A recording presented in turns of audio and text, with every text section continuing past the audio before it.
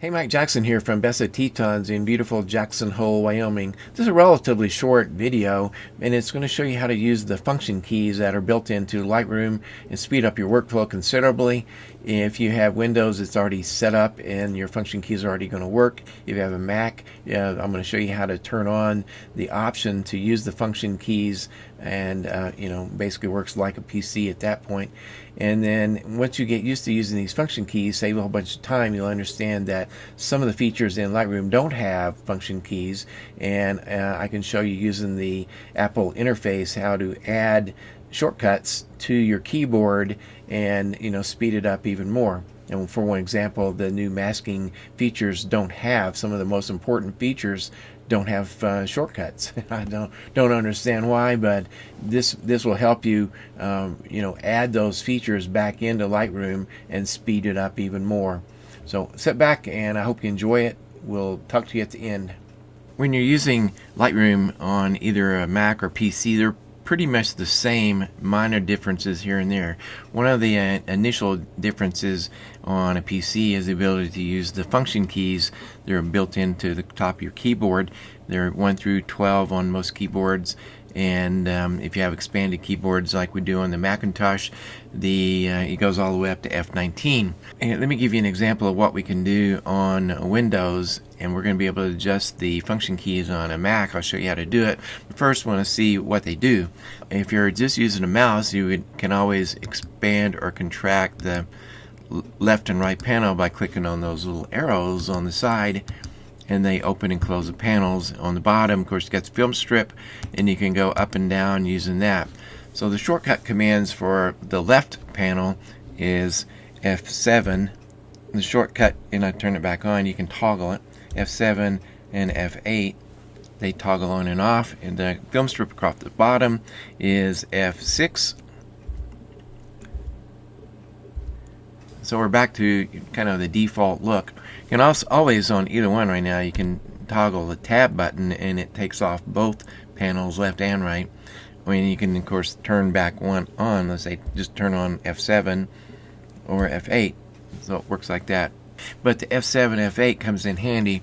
Let's say right here, I want to get rid of the film strip across the bottom. I don't really need it right now. If I'm doing some culling, applying the flags to potentially delete some files or maybe pick some files, then sometimes I want to go ahead and use 4 across instead of 3. I also have the little slider across the bottom. I can adjust that, but a real quick one here is F7.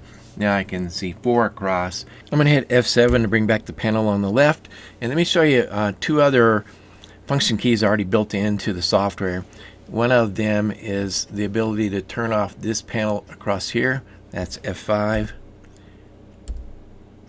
And the other one is F2, and that one is used for renaming an individual photo, or you can select a whole bunch and then use your custom settings or enter the name of one and it'll add a -1, -2, -3 to the group.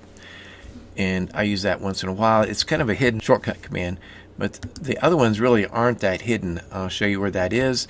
You would go up under Window, look at Panels, and navigate down, and you can see F5, F6, F7, and F8. Whether you're on a Macintosh or a PC, you can see these function buttons add a lot of speed to your workflow. If you have a PC, of course, you already have the functions turned on. If you're on a Mac, you're going to need to turn these functions on, and I can show you how to do that. First thing, just go up to the Apple System Preferences, and if go to the keyboard tab, and you'll see that I already have mine turned on. But if you click it on and off, it says use the F1, F2, etc. keys as standard function keys. That's what we want to do. And you'll note underneath it says when this option is selected, press the function key on your keyboard to use the special characters and features that are printed on each key. And so if you look across the top, there's a chance that you might want to turn on the volume, turn up the volume, mute the volume, or maybe if you're watching a video, you're using the advanced feature on the playhead or pause buttons, and there's some others across the top that I never use. The only ones really I use are the speaker volume. On a Macintosh, on an extended keyboard, the function key is just above the word delete, or to the right of delete in the main part of the keyboard. If you're using a laptop, the function key is in the lower left hand corner of the keyboard. So all you have to do, let's say, to use those function keys across the top, not the function keys but the little icons, is you hold down the function button and then go ahead and just increase or decrease the volume or mute or whatever you want to do on the playheads, etc. So you really don't lose any functionality by turning on the function keys, as far as your regular everyday use of the computer. But while you're in this program, the function keys work really well. If we're watching TV, you'll sometimes watch a commercial and they go, but wait, there's more. Well, that's where we are right here on this tutorial. Back, I guess, in October of 2021, Adobe introduced in Lightroom Classic some masking capabilities, and a few of the major ones don't have any kind of F keys, function key functionality, but I've added that to my keyboard. And for example, if I hit F16 on my keyboard, that's the command to select subject. And if I had a nice image that had some kind of sky in it, I could hit F17. I would select the sky, and I can use color range as F18, and you can basically assign empty keys to any one of the function buttons with a shortcut.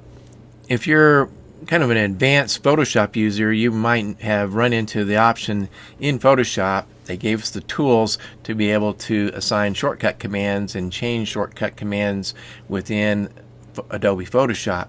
But here in Lightroom, Adobe's not done that. I don't know if they ever will, but at least right now you can't. So what you have to do is go into the Macintosh software and assign it there. And it works fine as far as that goes, quite honestly. But like we say, there's a few commands I'll show you here in the masking commands.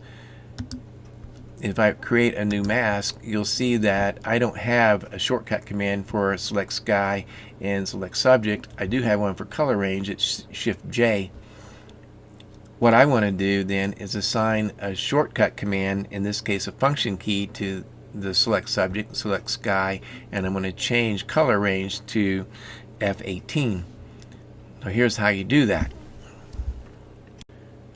Before we actually assign these keyboard commands, the shortcut commands under the function keys, first thing we need to do is make sure we know exactly what tool we're going to change. You can see I hover over the little new masking tool, and you can see that it says masking spelled with a capital M.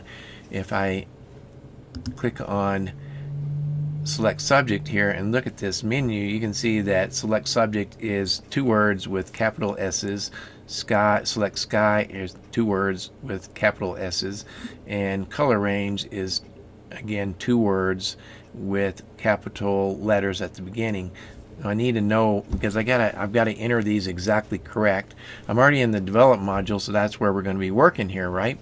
To make these changes, to change, in my case, F16, 17, 18, and 19, the way you do that is you click on the Apple icon, then you click on System Preferences, click on Keyboard, and then you can see Shortcuts. Now I'm going to add the shortcuts specifically to Lightroom, and you can double click on that, and if I add, you can see that I've already built these, so I'm just going to show you how I built them. The first thing you do is you click on Add, and it says what applications do you want to put this into. I'm going to put it directly into Lightroom Classic.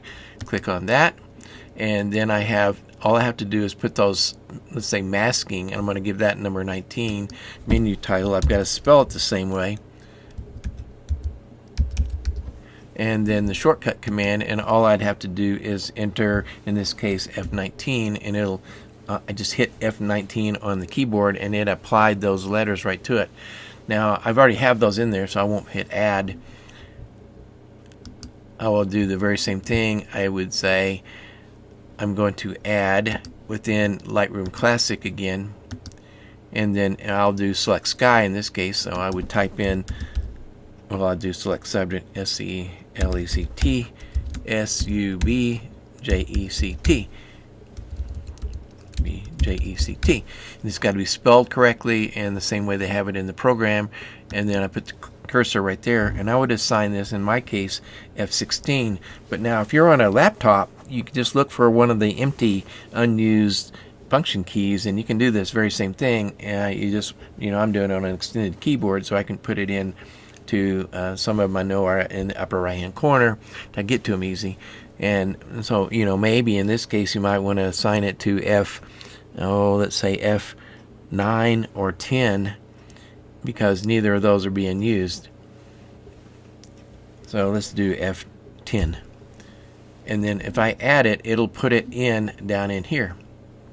So you just keep on adding your keyboards, your functions to the inside of Adobe Lightroom Classic, and then when you're all done, you just close everything, and those will be saved and active.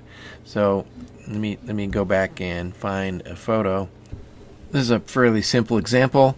If now I have my function keys set up, I have F16, F17, F18, and F19. I will initially try doing the select sky, just hit F17. This is the new masking features. Did a pretty good job selecting the background, the sky in this case. Control Z to back that out, and let's try the subject. Did a pretty good job. You can see I've got a little bit of span here over his wings. I'll just make a real quick adjustment for it, and I'm going to subtract color range, in this case blue, and pretty good selection there. You can see Control Z. Now I'm back to where I was, and I have the other option is F18. In this case, color range. I can select across and grab a few parts of it, and because this one has a slider, back that out. Now you see I didn't get the white or the beak, and I can hold the shift key down. This is a nice feature. Hold the shift key down and it grabs a little more. I think I can go up to about 6 different selections and get all of it. So that makes a nice selection. That would be using color range with additions, and I use the tolerance. You get the idea. I want to get these features in here so I can use them really quick, as opposed to having to go in the menus all the time. This little video has roughly 3 sections. The first one is to show you how the function keys work and how they can speed up your workflow, while you're in Lightroom. The second one is if you're on a Macintosh, you're going to need to turn on the function key functionality, and I showed you how to do that. And lastly, if you're getting used to using the function keys, you can assign your own function key shortcuts using the Apple interface. This is Mike Jackson in Best of Tetons in Jackson, Wyoming. Hey, I hope you enjoyed what you saw today. If you do, come back, view some of the other videos here on my YouTube channel. And, look for me on the internet. I'm all over the place. Mike Jackson, Best of Tetons,